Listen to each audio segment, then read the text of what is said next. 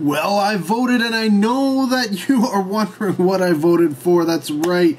These are my top 10 films from 2015. Now, I will precursor this by saying I didn't see a ton. I saw a lot, but I didn't see a ton. And you really do need to see a ton in order to get a proper idea of what the top movies of any year really are. But that being said, as is usually the case, there's at least one or two films from the Toronto After Dark Film Festival that made my list, simply because I didn't attend any other film festivals last year. I didn't attend Toronto International Film Festival, which is a big one. I didn't attend Hot Docs at all. I don't normally do Hot Docs, maybe one or two, because I'm not really a big documentary person, so you're generally not going to find any documentaries on my list.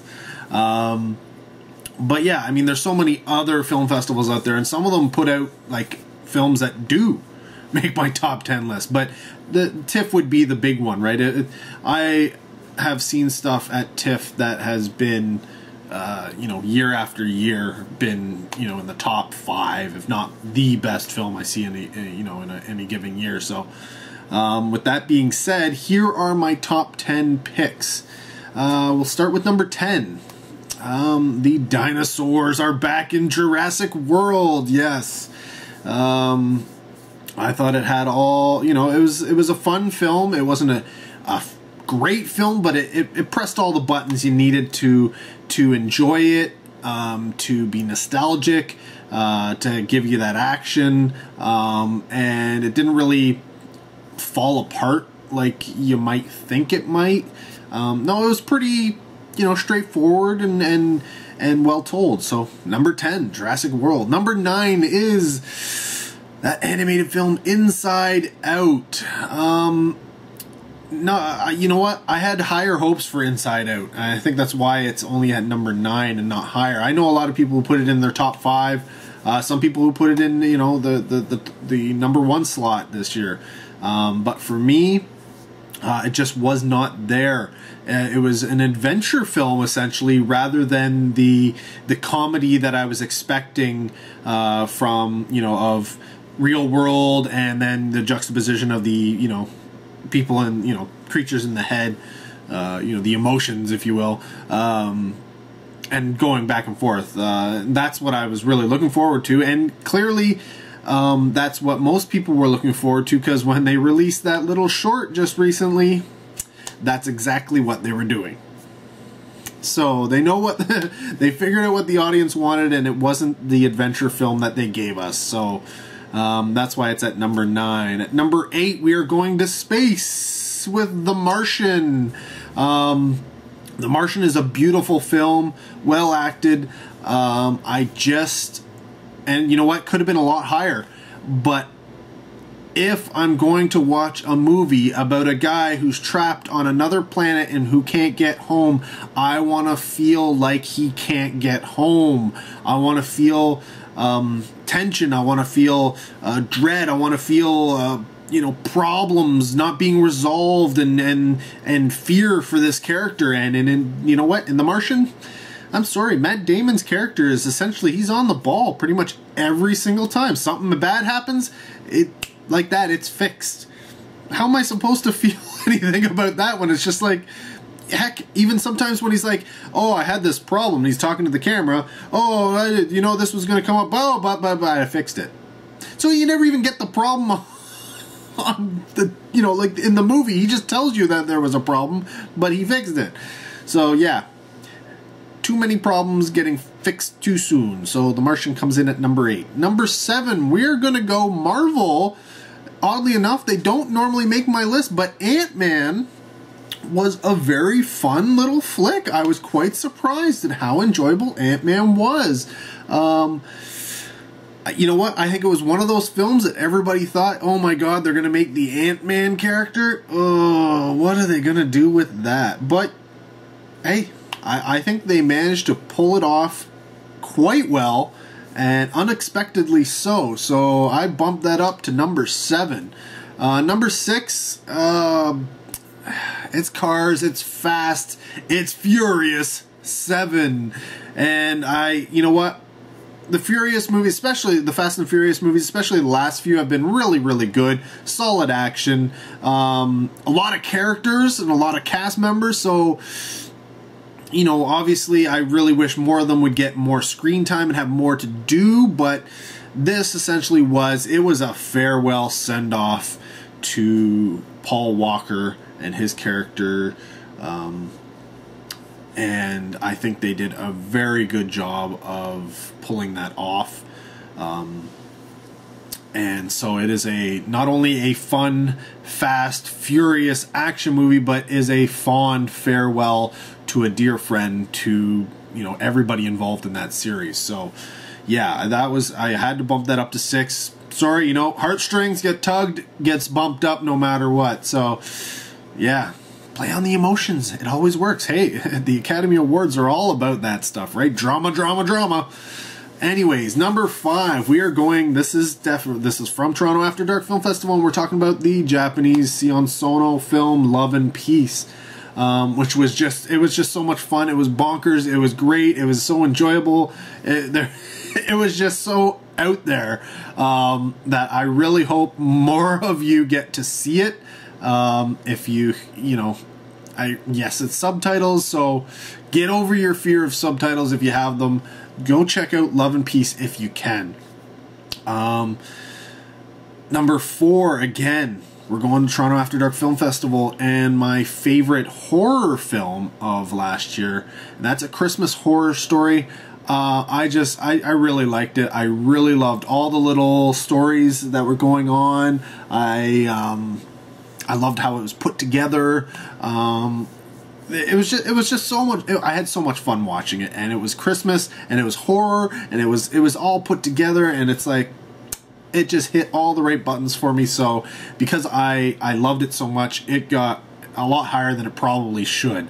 Next up is also from Toronto After Dark Film Festival. 3 in a row. Doesn't normally happen, but I didn't see a lot of other movies that really I thought were really good enough. And this is Nina Forever. Now, I put this up here as high as it is because of the subject matter and how weird and different and interesting the film was, and what it was trying to put forth, and how it was done. It was a very, very different film, and I love different. Acting is superb. It's not a perfect film, but it's almost there. The ending it just doesn't quite get it, but it comes close, and close is, well, you know, works in horseshoes and hand grenades, and apparently in my voting system. So Nina Forever comes in at 3. Number 2 is a film that's on a lot of lists this year, and that's Ex Machina, the robot sci-fi film. Really, really dug it. Really, really enjoyed it, and highly recommend if you're at all into sci-fi, robots, theology, that whole robots as people, robots as you know, feelings. How would robots deal with feelings? How would humans deal with feelings for robots? All that kind of stuff. The relationship with an inanimate object, or, well, I guess they are animate, but, you know, with a non-living object. Is it possible? Can you have a all that kind of stuff, all these kind of themes and thoughts, really what makes sci-fi so good, and what, well, makes a good sci-fi movie, in my opinion. That kind of stuff is explored in this film. So at number 2, we have Ex Machina. And at number 1, yes, you're like, where is it on the list? It has to be there, right? No, it's not Star Wars, it's Mad Max Fury Road. Yes, this film, as in terms of a story, it's not traditional. It's not your traditional story. It's not your traditional story arcs and stuff like that. So a lot of people didn't quite have the connection with it that they should have. If you look at it and you dissect the film, there is the story there. It's just told in a different fashion, and so it can be hard to really connect with it in that regard. But I think on subsequent viewings, once you've processed everything and you watch it a couple more times, you will really get what's going on here. And Mad Max, it's gorgeous. It's shot so well. Just what they did with it with the film is amazing. Like, technically, it blows my mind. The ideas put forth, take Mad Max, take him out of the main character and put him in as a secondary character to, Furiosa. Make the woman the main character, the main hero, badass in this film. And you know what? Hey, you got Mad Max, and you've switched them around like that. Is boom, like that is smart filmmaking. You can't do it with every film, obviously, because then it's just a repetition. But Mad Max came out there, it did it, put it front and center, and it did it really, really, really, really well. Now, I'm giving you these top 10. Why? Because it was my votes to the cast awards. I am a member of what we call, I think, what is it? The Cinematic Cinematic. Oh, I can't even remember what we call it. It is Cinema Appreciation Society of Toronto. That's it. Cinema Appreciation Society of Toronto. And so all the, not all the members of it place their votes and stuff, but it's just like the Oscars type thing. We had 41 participants this year, and they come from all over. Some are bloggers, some are press, like official press, and I say official press because they have, they get paid to do what they're doing. There are people out there who are like myself that they're if they're like myself, they used to be people who did the reviews on a regular basis, but now I'm just on YouTube for the most part.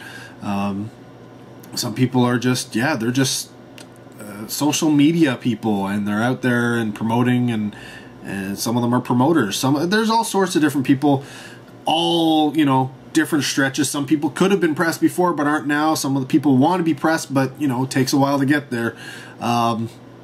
So yeah, we had 41 people this year cast their votes, and they were all calculated. Number 1 gets 10 votes, number 10 gets 1 vote. Put it through the ringer, and here are the results. At number 10, the film Room got 39 points. At number 9, Me and Earl and the Dying Girl got 40 points. At number 8 came Brooklyn with 41 points. Very close in those 8, 9, 10 slots. In number 7, film I didn't get to see yet, and that's Sicario, had 58 points. Number 6, actually I haven't seen any of these films yet, but Sicario was one I wanted to see. Number 6, Anomalisa was 69 points. Number 5, Spotlight with 92 points. Number 4, on my list, but not that high, with 99 points, Inside Out. Number 3, also on my list, with 104 points, Ex Machina. Number 2, a film I don't really know, but apparently it's really good, with 120 points, Carol. I think it stars Kate Blanchett and Rooney Mara. And the number 1 film with 131 points. 4 people put it in their top pick, including myself. That's Mad Max Fury Road. So that is our pick for 2015 Best Picture, Mad Max Fury Road. Yeah, so I will yeah, that's essentially it. My top 10 picks and the top 10 of the cast awards for 2015. What will 2016 hold? I don't know. Will I see more movies? I don't know. Will I see anything good? I don't know. Maybe I'll get... I have voted like for only 5 because in these awards before because I didn't see enough good movies. But I do try and get a vote in for 10 at least, because even if they're okay, they should get a vote, I guess.